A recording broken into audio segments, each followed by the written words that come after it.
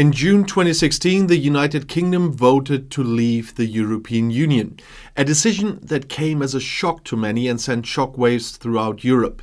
Since then, the process of Brexit, or Britain's exit from the EU, has been ongoing, with negotiations between the UK and EU dominating headlines and discussions for some time.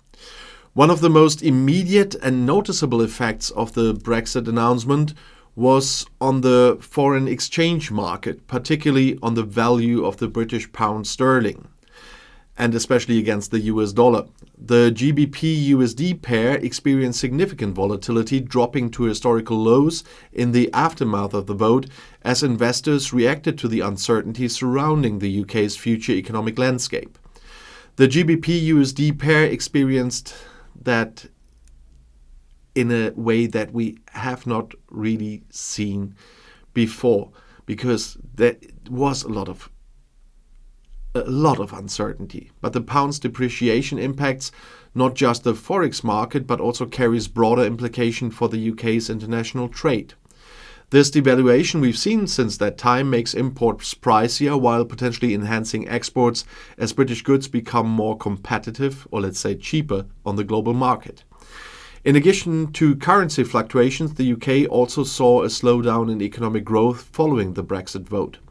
In 2019, the UK economy grew at its slowest pace since 2012, with uncertainty surrounding Brexit cited as one of the key factors contributing to the sluggishness. In 2023, the UK economy shrank by 0.3% according to the Office for National Statistics, marking the first time since 2012 that the UK experienced a contraction in economic growth. This was primarily due to a sharp decline in business investment and weak consumer spending. As negotiations between the UK and EU continue in some points, it's clear that Brexit will have a significant impact on the UK's future relationship with the EU and its member states. One of the main areas of focus on the first negotiations was trade, as the UK sought to secure trade deals outside of the EU.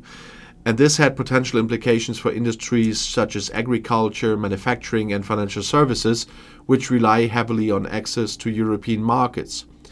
Additionally, Brexit will also have repercussions for immigration, and it did on freedom of movement between the UK and the EU countries.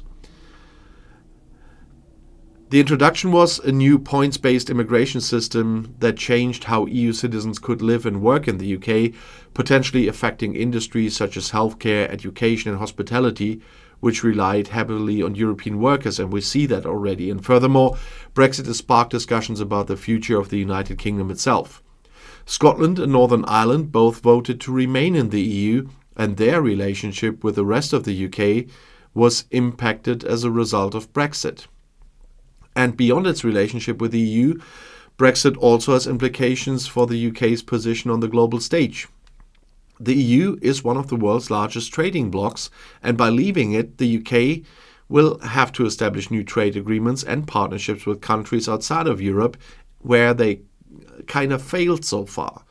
And this presented a lot of challenges for the UK, and it seeks to find its place in the ever-changing landscape of global politics and economics. It remains to be seen how successful the UK can at all be in forging new alliances and maintaining its influence in international affairs without the support of the EU. Business leaders say recession is a red alert for government, and as 2024 seems to be a challenging year for the UK economy as well.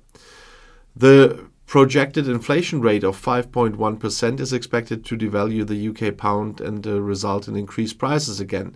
And amidst the backdrop of Brexit, there looms significant uncertainty regarding the impact of these transitions on both businesses and individuals in the UK.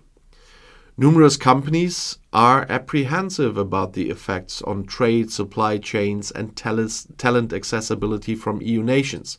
Individuals, on the other hand, worry about job stability and potential alterations to their rights as consumers or employees. And the ongoing Brexit debates prompts reflection on whether the UK's departure from the EU was a misstep, although I don't know while proponents of Brexit still assert that it will grant the UK greater autonomy over its economy, immigration, regulations and legal framework. Moreover, they contend that it opens avenues for forging trade agreements with non-EU nations, potentially bolstering economic prosperity. They have so far been proven wrong. And conversely, critics of Brexit posit that the anticipated economic repercussions of EU withdrawal far surpass any conceivable advantages. They also underscore the social and cultural ramifications of severing connections with other European countries. Irrespective of one's stance on Brexit, its repercussions are bound to endure for years. As the UK maneuvers through all of this, both businesses and individuals must still adjust to the evolving landscape and brace for possible more challenges. And Brexit could potentially alter the EU's role in global affairs too, underscoring the necessity for effective negotiations and collaborations between the UK and the EU in the future. But leaving the European Union was unlike any event in modern British history. Institutional investors couldn't imagine a majority of Britons voting against their own interest. When they did, the shock was immediate. As I said, the pound plummeted a record 8.05% in minutes to a 31-year low against the dollar. The toll of the June 23, 2016 referendum was more than double of any of the 8 work days since 1981, and the almost 13% depreciation in less than a week remains unequaled as a UK foreign exchange debacle. Sterling's sudden collapse and failure to recover proved to be a signal that Britain's best days are fleeting. For most of the century, the UK was the biggest beneficiary among the 27 countries in the EU.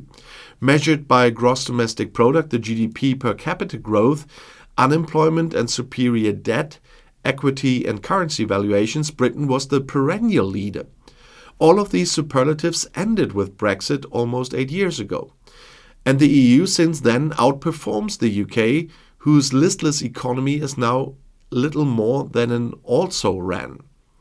The EU, which soon gets the chance to re-elect Ursula von der Leyen to 5 more years as president of the European Commission, is at its highest valuation relative to the UK since they began their initial term as a leader in 2019, based on public traded equities. The market, which is another way of saying the people with the most at stake financially, got it right. More than 50% of the British electorate belatedly acknowledged Sterling's June 2016 omen when they told polling firm YouGov in July they would vote to join the EU again. And the public's repudiation of Brexit should have been the wake-up call to the major parties, to Labour and the Conservatives, contesting a national election this year. British politicians instead showed no hesitation offering prescriptions for the plight of Gaza 3,000 miles away, and yet can't be bothered to discuss remedies for the failure to protect vital UK industries such as finance and data, while the public increasingly blames rising shop prices, reduced healthcare and broken public services on the vote to leave the EU.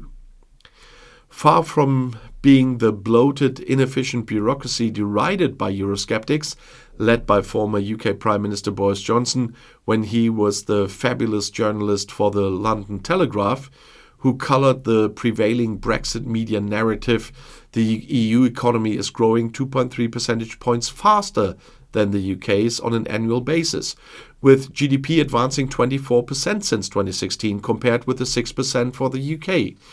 And during the 10 years before the Brexit referendum, EU GDP lagged behind the UK annually by 12 basis points, since 2000 by 9 basis points, and the 2 decades preceding Brexit by 149 basis points, according to data compiled by Bloomberg. Contrary to the overwhelming perception, Britain had everything to gain from its EU inclusion and little to lose as the Union expanded with the fall of the Soviet Union's Berlin Wall and rapid integration of Eastern European countries. Between 2011 and 2015, the EU's jobless rate expanded from 1.3 percentage points higher than the UK to 4.6 percentage points above. Only after the Brexit vote did the situation reverse, with the EU's additional joblessness rate narrowing to 2.9 percentage points as its citizens secured employment at a faster rate than their UK counterparts. And Greece remains the most vivid example of EU beneficence. Unlike Brexit, voters in the Hellenic Republic refused to leave the shared currency and the common market, as they were widely predicted to do in the 2015 referendum that was supposed to be Grexit. Anyone who bothered to look at the bond market back then would have realized the nation wasn't about to return to drachmas that would have accompanied an exit from the EU, because the yield on its debt was well below the peak reached in 2012 during the worst of its fiscal crisis. To be sure, Greek GDP shrank 45% during its depression between 2009 and 15. But Greece was rational, and since then, its economy expanded 11%, representing a 1.53% annual rate, easily exceeding the UK's anemic 0.7% annual growth. And Greece has plenty of company among EU nations in the shadow of the Union's original major economies, France and Germany. At least 10 of these countries enjoyed superior growth since 2016 and beat the world average of 35%. That's Ireland with 82%, there's Bulgaria, Lithuania, Estonia, the Czech Republic with even 55%, Latvia, Cyprus, Poland, Hungary, Croatia, which even got 41%. And as for the pound, its persistent relative weakness since 2016 can be measured by its anticipated price fluctuations, known as implied volatility. Between 2000 and Brexit, the average of the euro's expected price swings was 1.2 percentage points greater than the pound. The spread turned negative in 2017, with sterling on average becoming 1.8 percentage points more volatile than the euro. That's a consequence of the diminishing confidence in the UK. And now, once again, tell me the UK is doing better than the EU, which a lot of the Brexiteers commenting here always try to do, because they are looking at...